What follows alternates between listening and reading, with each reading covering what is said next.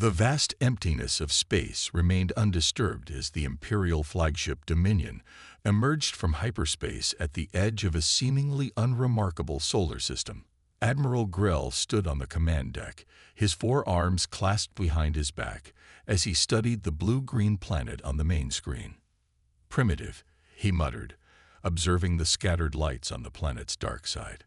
Another easy integration. The Galactic Empire had conquered 1,000 worlds in its 10,000-year history.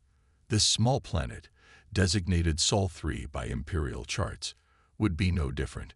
Standard protocol dictated observation before contact, and so the Imperial fleet maintained its position behind the gas giant locals called Jupiter. For 3 weeks they watched. They intercepted broadcasts, studied languages, and mapped military installations. What puzzled the Imperial scientists was how quickly the humans adapted their technology. While still primitive by Imperial standards, they had progressed from simple flight to space exploration in less than a century. "Unusual developmental curve," noted Science Officer Pohl, reviewing the data. "They advance through conflict rather than stability." Admiral Grell dismissed the concern. "All species respond to proper guidance. Prepare the diplomatic vessel." The Empire's approach was always the same: demonstrate overwhelming power, offer protection, and incorporate the new world into the Imperial structure. It had never failed. When the diplomatic ship descended toward Earth's United Nations headquarters, it caused global panic. Military jets scrambled, missiles were readied, and emergency broadcasts interrupted daily life across the planet. The ship's energy shields easily deflected the primitive weapons fire as it landed on the large lawn outside the UN building. Ambassador Trell emerged with his delegation, arms raised in what their research suggested was a peaceful gesture. The humans, predictably, responded with a mix of fear and fascination. "We come representing the Galactic Empire," Trell announced through translators.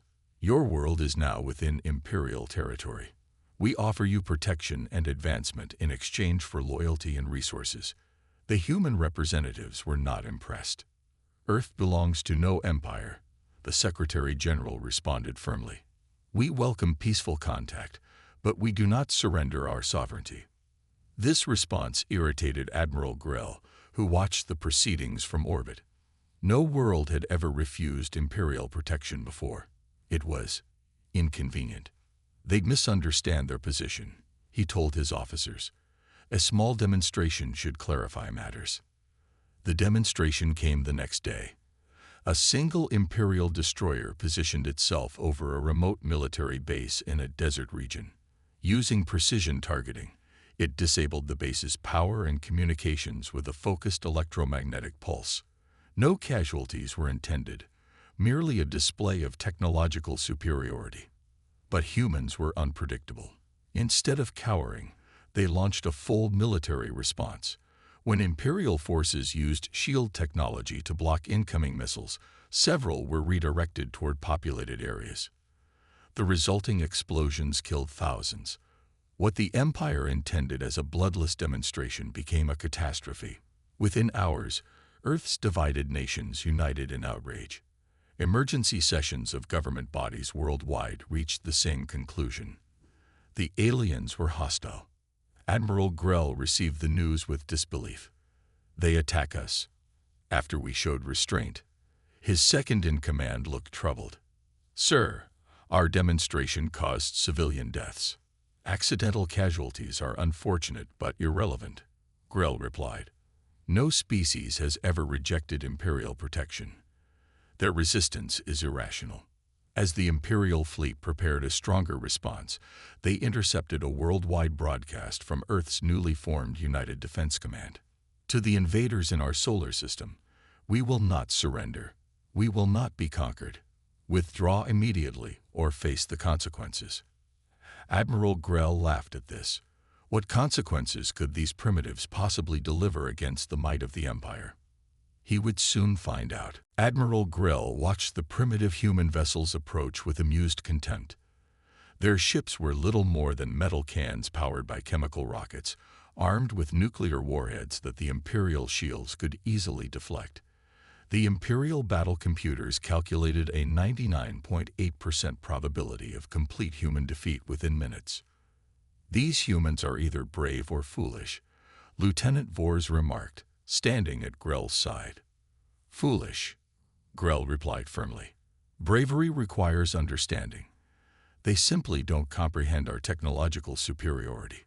The Imperial fleet held position just beyond Earth's moon, a mere dozen warships deemed more than sufficient for this minor operation. The approaching human fleet numbered nearly 100 vessels of various sizes, cobbled together from what appeared to be repurposed satellites and space stations. "Commence containment procedure," Grell ordered. "Disable their ships but avoid unnecessary casualties. The Emperor prefers intact populations for integration." The Imperial gunners activated their targeting systems, preparing to fire electromagnetic pulses that would disable the human ships without destroying them. The computers locked onto the approaching fleet, and the weapons charged. Then something unexpected happened. The human fleet suddenly split into smaller groups, moving in seemingly random patterns.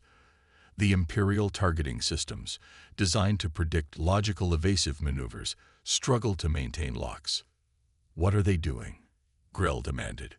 Before anyone could answer, the human ships released thousands of small objects. The Imperial scanners identified them as simple metal fragments, space debris. But these fragments formed clouds that obscured the scanner's view of the actual ships. "Primitive but effective," Lieutenant Vors admitted. Captain Taylor, commanding the human flagship Defiance, watched his plan unfold through the viewscreen. 20 years as a military strategist hadn't prepared him for fighting aliens, but chess had taught him valuable lessons about sacrificing pieces to achieve position.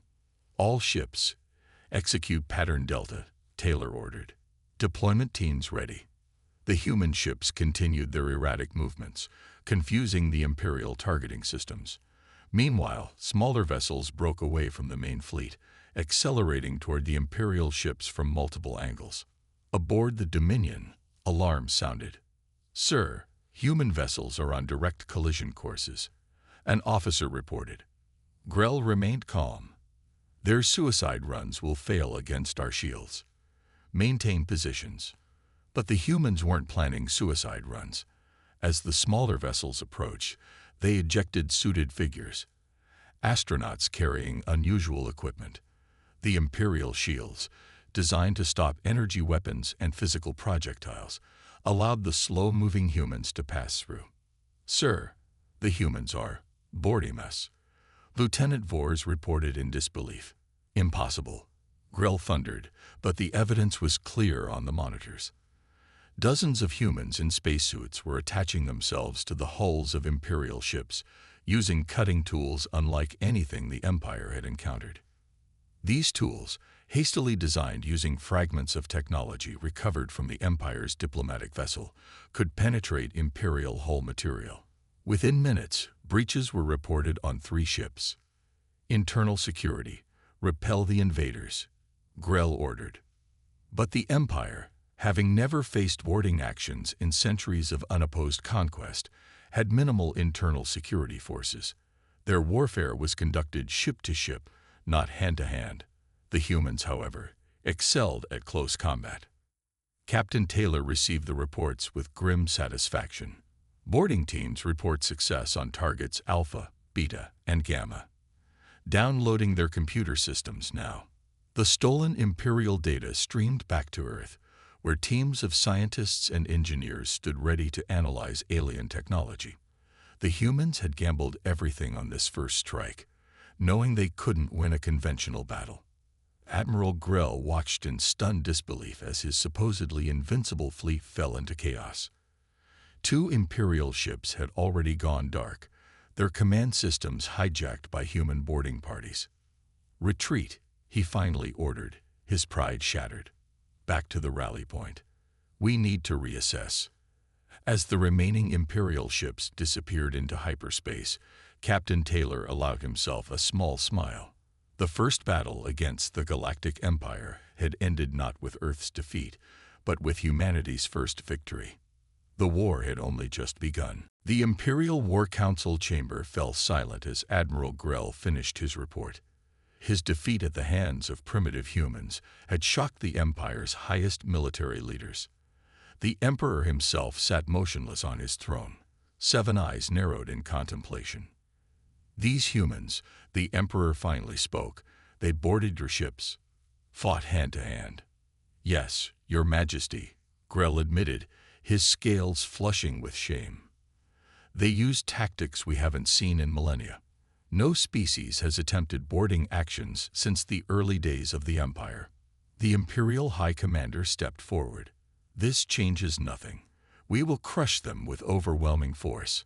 I recommend immediate deployment of the Third Fleet." On Earth, similar discussions were taking place in the newly established Global Defense Headquarters. General Stone, a weathered veteran with more combat experience than anyone in the room, pointed to the holographic display showing the captured Imperial technology. "Their advantage isn't just technological," she explained to the assembled military leaders. "The Empire fights by rules, predictable patterns their computers calculate as optimal. We need to be unpredictable."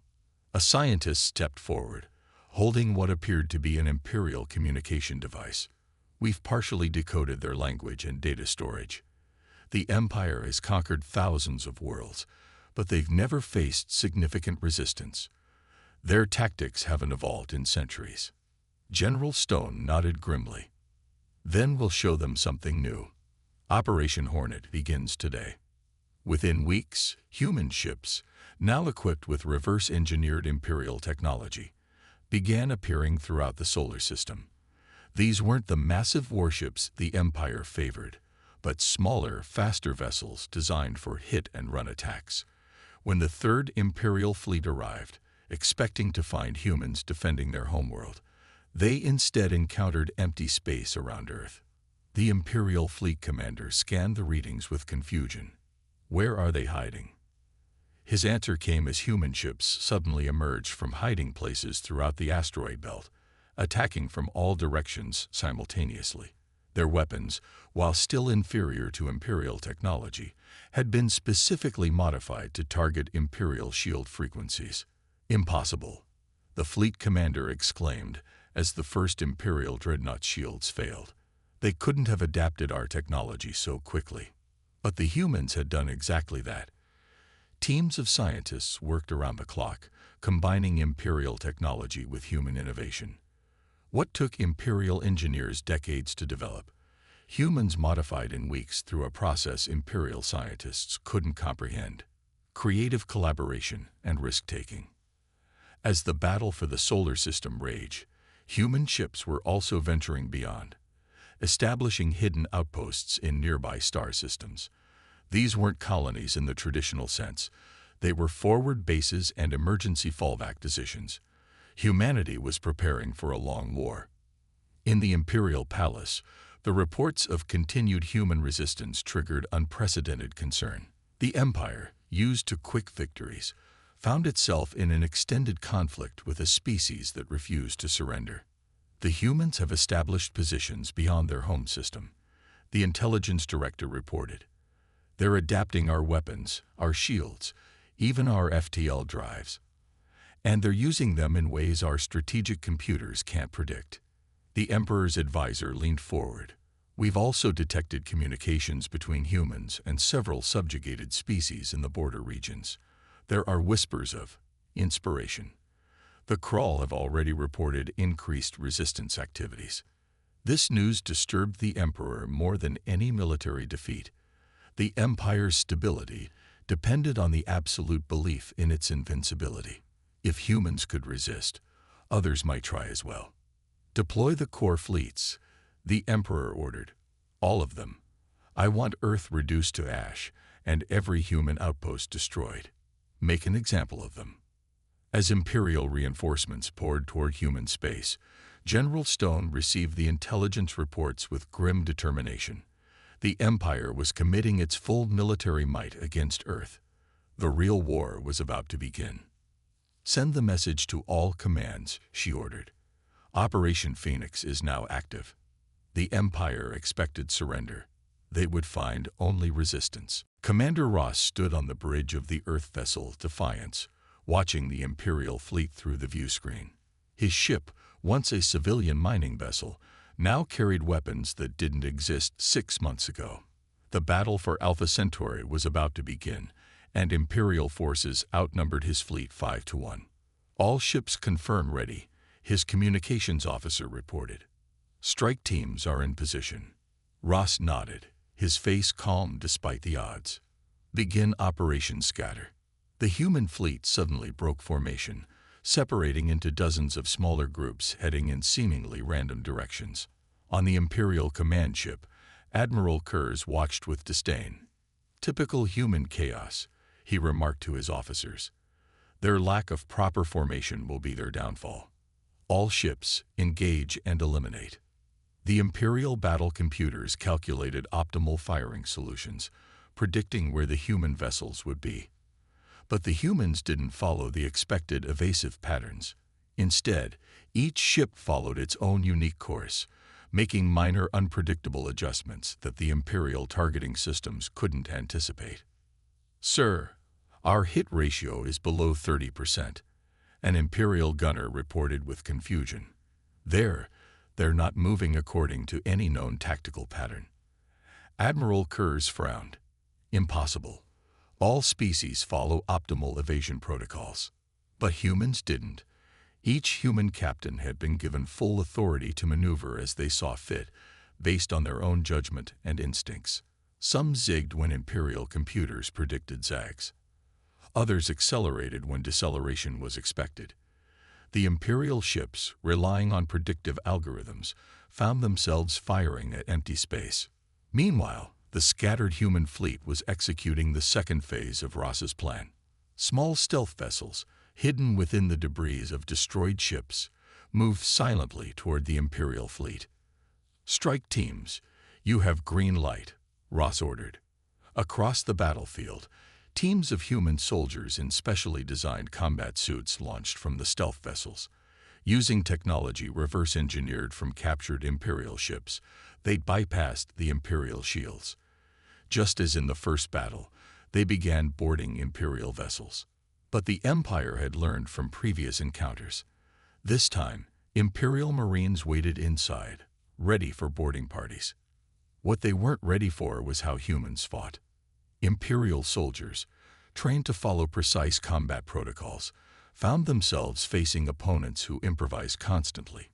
Humans used Imperial corridors as ambush points, repurposed ship equipment as weapons, and employed tactics no Imperial combat manual had ever described. On the fourth Imperial dreadnought, a human strike team reached the engine room and deployed a new weapon. The Harmony Disruptor, based on Imperial power technology, it created a feedback loop in the ship's energy systems. When activated, it didn't destroy the ship, it temporarily disabled every system, leaving the vessel intact but powerless. One by one, Imperial ships went dark. No explosions, no destruction. Just dead in space, their crews unable to respond or communicate. In the Imperial War Ministry, analysts reviewed the battle recordings with growing concern. "The humans don't fight like any known species," one analyst noted. "They don't optimize for efficiency or follow tactical doctrines. How do they coordinate without standardized protocols?" Another questioned. The chief analyst, older and wiser than his colleagues, leaned forward. "They don't coordinate in our sense of the word. They adapt individually while working toward a common goal. It's chaotic, but effective." On Earth, the Imperial Psychology Division submitted an urgent report to the Emperor himself. Human military effectiveness stems from their evolutionary history as both pack hunters and individual survivors. They balance collective action with individual initiative in ways our society abandoned millennia ago. They embrace tactical diversity rather than optimization.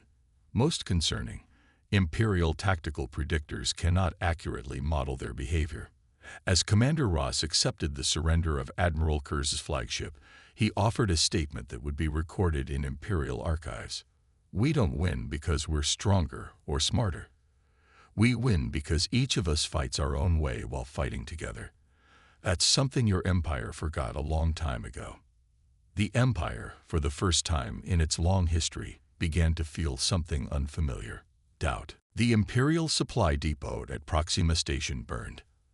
Admiral Wilson watched from the bridge of the Earth flagship Intrepid as human forces systematically dismantled the largest Imperial logistics hub in this sector of space. What had begun as a desperate fight for survival had evolved into something the Empire never expected: a human offensive. Final charges set. Admiral, reported Captain Reeves. Imperial reinforcements estimated in 20 minutes. Wilson nodded. We'll be gone in 10. Make sure the message is left intact. The message, carved into the station's main hangar floor in Imperial script, was simple: everywhere, nowhere, we are coming. 3 years into the war, humans had transformed from defenders to raiders. Imperial supply lines stretched across thousands of light years, and humans had learned to exploit this vulnerability. Small, fast ships would appear without warning, strike critical targets, and vanish before the Empire could respond. In the Imperial Palace, the Emperor's Council of Elders gathered in emergency session for the 3rd time that month. The chamber, designed to showcase the Empire's grandeur, now felt oppressive as reports of defeats continued to arrive.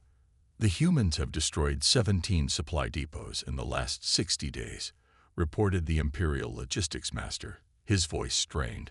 42 colonies are reporting critical shortages. 3 sector fleets are effectively stranded without fuel or munitions. The Imperial War Master rose, his ceremonial armor unable to hide his aging frame. We still control 97% of Imperial territory. The humans are merely an annoyance. An annoyance that has not been eliminated after 3 years of continuous warfare, countered another elder. An annoyance that grows stronger while we grow weaker. The debate continued until the Emperor himself raised a hand for silence. For the first time in living memory, the immortal ruler of 1,000 worlds looked tired. "Show me the latest intelligence on human expansion," he commanded. The holographic display revealed an uncomfortable truth. Humans had established hidden bases throughout Imperial territory, often with the help of local populations. More disturbing were the red indicators showing confirmed rebellions on 7 previously stable Imperial worlds. "The subject species are watching," the Intelligence Master explained. "They see humans resisting successfully, and they begin to question our inevitability." The Imperial Treasury Master added his own concerns. "War production has tripled, draining resources from central worlds. The economic strain is becoming unsustainable." Meanwhile, on the captured Imperial command ship Dominion, now renamed Liberty, Admiral Wilson studied the intelligence gold mine his forces had secured. The ship's data cores contained the Empire's entire strategic deployment information, the positions of every major fleet, the schedules of supply convoys, and most importantly, the location of the Empire's central naval manufacturing world, Imperialis Prime. "Can we get through their defenses?" asked General Reed, newly arrived from Earth Command. Wilson pointed to a specific sector on the star map. "Their orbital defense grid has a maintenance cycle, a 12-minute window where sections go offline for calibration. If we time it perfectly, we can strike at the heart of their war machine." Reed finished. "But it would require precision timing across multiple battle groups." "Already working on it," Wilson replied. "We've modified Imperial communication technology to allow instantaneous coordination between our fleets." This innovation, combining Imperial quantum technology with human networking concepts, represented the fundamental advantage humans held. While the Empire relied on technological superiority, humans continuously adapted and improved upon the technology they captured. In the shadows of Imperial space, other developments unfolded. The Crawl, a species conquered centuries ago, had begun manufacturing weapons based on human designs. The Vex, once loyal Imperial administrators, now secretly passed intelligence to human operatives. What had begun as a single species fighting for survival was transforming into something more dangerous: a multi-species resistance. As the human fleet prepared for their most daring attack yet, Admiral Wilson addressed his commanders with simple words that would echo through Imperial history. Today we stop running. Today, the Empire learns to fear. Smoke filled the Imperial throne room as emergency systems struggled to contain the damage. For the first time in 12,000 years, the sacred heart of the Empire had been breached.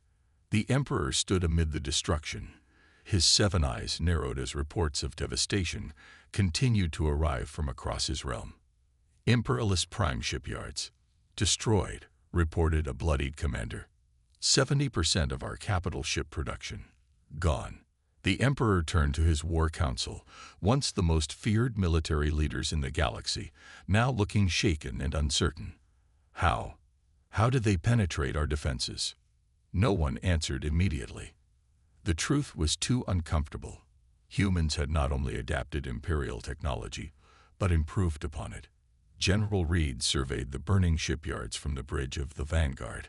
The human strike force had achieved complete surprise, arriving through a modified version of Imperial jump technology that allowed them to appear precisely where Imperial defenses were weakest. All objectives completed, his tactical officer reported. Minimal casualties on our side. Estimated Imperial ship production reduced by 70%. Reed nodded, studying the tactical display. Send the signal to all coalition forces. Phase 2 begins now. The word coalition would have been unthinkable just months earlier. But humans had accomplished what the Empire thought impossible. They had united formerly subjugated species into a fighting alliance. The Crawl provided warriors, the Vex contributed their knowledge of Imperial administration, and a dozen other species offered resources and sanctuary. Across Imperial space, carefully coordinated attacks began simultaneously. Not just by human forces, but by rebellion cells on 23 Imperial worlds. Supply depots, communication hubs, and military bases found themselves under attack from both within and without. We're receiving reports of uprisings on multiple worlds, the Imperial Intelligence Master informed the Emperor, his voice hollow. Not isolated incidents, coordinated rebellions. The humans have somehow united former enemies against us. On the world of Crawl Prime, once the jewel of the Empire's eastern territories, Imperial governors watched in horror as their administrative centers were overrun by local resistance fighters equipped with human-designed weapons. The Imperial garrison, expecting to face primitive insurgents, found themselves outgunned by weapons that could penetrate their armor. The economic impact was immediate and severe. For the first time in Imperial history, taxes and resources from outer worlds ceased to flow toward the center. Trade routes became too dangerous for merchant vessels. Imperial currency began to lose value as worlds reverted to local systems of exchange. In a secure bunker deep beneath the Imperial capital, the Emperor convened an emergency session of the full Imperial Council, something not done since the founding of the Empire. Our military advantage is eroding, the War Master admitted. The humans adapt too quickly. Every technological edge we deploy is neutralized within months. Perhaps worse, added the Intelligence Master, is their influence on our subject worlds. They offer partnership instead of subjugation. Many find this appealing. The Treasury Master delivered the final blow. If current trends continue, the Imperial economy will collapse within 2 years. We simply cannot sustain this level of military expenditure with diminishing resources. As the Council descended into panic debate, the Emperor's private communicator activated. The message was brief but shocking. The Imperial Reserve Fleet, commanded by the Emperor's own offspring, had suffered a devastating defeat at the hands of a coalition force led by General Reed. For the first time in recorded history, a look of fear crossed the Emperor's ancient face. Meanwhile, in the newly established coalition headquarters on the former Imperial world of Vex Prime, human and alien representatives gathered to discuss not just the ongoing war, but the future that would follow. "We're winning," announced General Reed to the assembled delegates. "The Empire is fracturing from within, but victory brings new challenges. We must ensure that whatever replaces the Empire doesn't simply become a new empire under a different name. As imperial worlds continued to declare their independence, the question echoed across the galaxy. What would rise from the ashes of the once invincible Galactic Empire? The Great Hall fell silent as Admiral Grell, once the proud commander of the Imperial fleet, now a prisoner of war, approached the central podium. 5 years had passed since the first shots were fired, and the galaxy had been transformed beyond recognition. "I come before this assembly," Grell began, his voice carrying across the chamber where representatives from 100 worlds gathered, "to formalize the Empire's surrender and to deliver a warning from my people to yours." The peace conference, held on neutral ground in a space station orbiting Jupiter, marked the official end of a war that had shattered the most powerful civilization in known space. Human delegates sat alongside former Imperial subjects and newly liberated species, all united by their victory over the once invincible Empire. Admiral Wilson and General Reed, the architects of humanity's unlikely triumph, watched from the front row as Grell activated a recording device. The Admiral's scales had dulled during his captivity, but his eyes remained sharp and prideful. "This record shall be entered into the archives of all spacefaring civilizations," Grell continued. "It is titled, Assessment of Human Combat Capabilities and Recommended Protocols for Engagement. In summary, there are none. If you encounter humans, avoid conflict at all costs." The Imperial recording projected above the assembly, displaying tactical analyses and battle records. The document was clinical in its assessment. Humans possessed the unique combination of individual initiative and collective action. While technologically inferior at first contact, they adapted our own technology against us at an unprecedented rate. Their tactics evolve constantly, rendering predictive combat algorithms useless. Most concerning is their psychological profile. Humans do not accept defeat as inevitable, even when facing overwhelming odds. As the recording continued, detailing specific battles and human innovations, many delegates shifted uncomfortably. The Empire's assessment of humanity painted them not just as formidable warriors, but as something the galaxy had never seen before, a species that thrived on challenge and grew stronger through adversity. In the 5,000 years of Imperial record-keeping, the recording concluded, no species has ever transitioned from first contact to galactic power in less than a century. Humans accomplished this in 5 years. Their potential for future development cannot be calculated. They do not fight like we do. They do not surrender. They adapt. They overcome. If you value your civilization, do not war with humans. As the recording ended, Grell faced the assembly with quiet dignity. "I am authorized to sign the Treaty of Jupiter on behalf of the remaining Imperial territories. The Empire acknowledges human sovereignty and the independence of all coalition worlds." General Reed stepped forward to complete the ceremony, activating the treaty document that would reshape galactic politics. What had begun as Earth fighting for survival had ended with the birth of the Galactic Alliance, a new political entity based not on conquest, but on mutual cooperation. "This alliance," Reed declared, "welcomes all worlds as equals. No species shall dominate another. Our strength comes from our diversity and our shared commitment to freedom." Outside the peace conference, the practical work of rebuilding had already begun. Human engineering teams worked alongside former Imperial scientists, combining technologies in ways neither could have achieved alone. Trade routes reopened under Alliance protection. Former Imperial worlds, once exploited for resources, received aid and technological assistance. In Earth's orbital headquarters, Admiral Wilson studied the latest reports from across Alliance space. The transition wasn't perfect. Centuries of Imperial rule had left deep scars on many worlds, but progress continued daily. "The Imperial warning has spread faster than we expected," her aide noted. "Every spacefaring species within 1,000 light years has requested diplomatic relations with Earth." Wilson smiled slightly. "Fear is a powerful motivator, but in time, they'll learn we're better allies than enemies." As the new galactic order took shape, Imperial historians on distant worlds documented the fall of their once eternal empire. Their conclusion became the standard ending to the historical record, taught to all Imperial children. The empire fell not because humans were stronger, but because we failed to recognize what they were, not just another species to be conquered, but the most dangerous adversary the galaxy had ever known. Remember their warning, remember their rise, and pray they remain peaceful.